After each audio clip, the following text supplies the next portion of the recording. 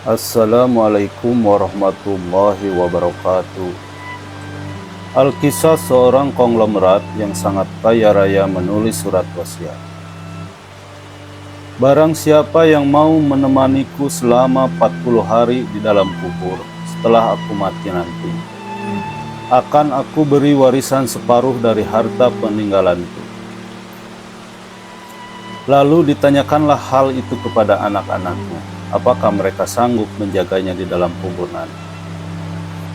Namun anak-anaknya menjawab, "Mana mungkin kami sanggup menjaga ayah, karena pada saat itu ayah sudah menjadi mayat." Keesokan harinya dipanggillah semua adik-adiknya, dan beliau kembali bertanya, "Wahai adik-adikku, sanggupkah di antara kalian menemaniku di dalam kubur selama 40 hari setelah aku mati nanti? Aku akan memberi setengah dari hartaku." Adik-adiknya pun menjawab, "Apakah engkau sudah gila? Mana mungkin ada orang yang sanggup bersama mayat selama itu di dalam tanah." Lalu dengan sedih konglomerat tadi memanggil adik-adik untuk mengumumkan penawaran istimewanya itu ke seantero negeri. Akhirnya sampai jugalah pada hari di mana konglomerat tersebut kembali ke rahmatullah. Kuburannya dihias megah laksana sebuah peristirahatan termewah dengan semua perlengkapannya. Pada waktu yang hampir bersamaan, seorang tukang kayu yang sangat miskin mendengar pengumuman wasiat tersebut. Lalu tukang kayu tersebut dengan tergesa-gesa segera datang ke rumah konglomerat tersebut untuk memberitahukan kepada ahli waris akan kesanggupannya. Keesokan harinya dikebumikanlah jenazah sang konglomerat. Si tukang kayu pun ikut turun ke dalam liang lahat sambil membawa kapak. Yang paling berharga dimiliki si tukang kayu hanyalah kampak untuk bekerja mencari nafkah. Setelah 7 langkah para pengantar jenazah meninggalkan area pemakaman, datanglah malaikat Munkar dan Nakir ke dalam kubur tersebut. Si tukang kayu menyadari siapa yang datang. Ia segera agak menjauh dari mayat konglomerat.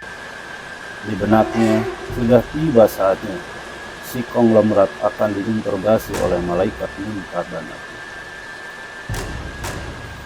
Tapi yang terjadi malah sebaliknya. Malaikat Munkar dan Nakir malah menuju ke arahnya dan bertanya, "Apa yang kau lakukan di sini?" "Aku menemani mayat ini selama 40 hari untuk mendapatkan setengah dari harta warisannya," jawab si tukang kayu. "Apa saja harta yang kau miliki?" tanya Munkar dan Nakir.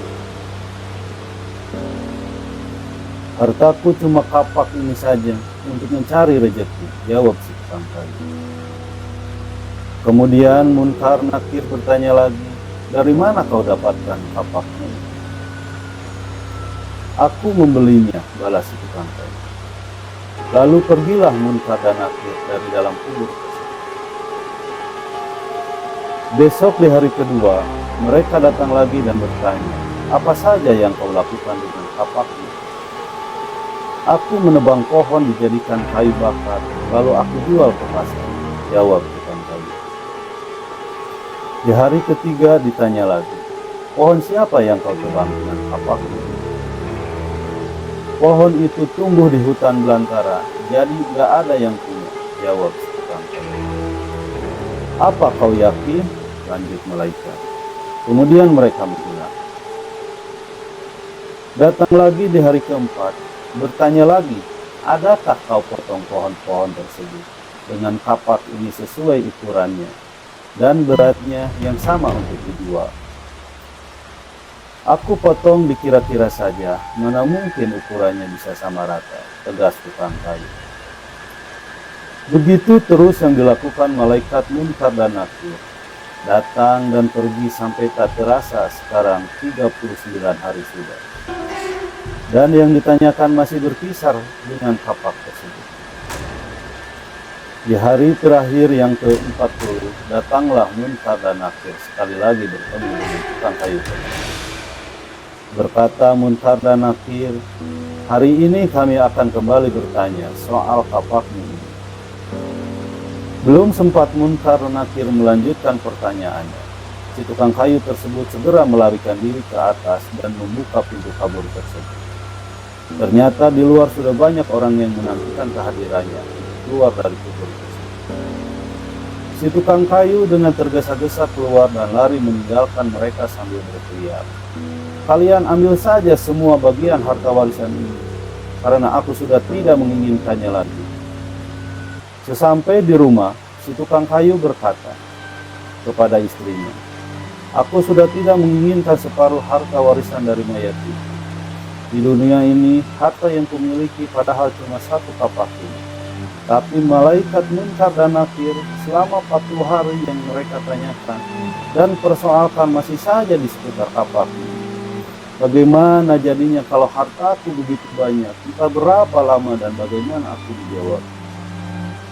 Dari Ibnu Mas'ud radhiyallahu anhu, dari Nabi Muhammad SAW, bahwa beliau bersabda, tidak akan bergerak tapak kaki anak Adam pada hari kiamat hingga ia ditanya tentang 5 perkara, yaitu umurnya untuk apa dihabiskannya, masa mudanya kemana dipergunakannya, hartanya dari mana ia memperoleh dan kemana dibelanjakannya, ilmunya sejauh mana diamalkan. A.R. Tirmidzi. Rasulullah SAW bersabda, barang siapa yang menyampaikan satu ilmu saja dan ada orang yang mengamalkan, maka walaupun ia menyampaikan sudah meninggal dunia, dia akan tetap memperoleh pahala. A.R. Al-Bukhari. Wassalamualaikum warahmatullahi wabarakatuh.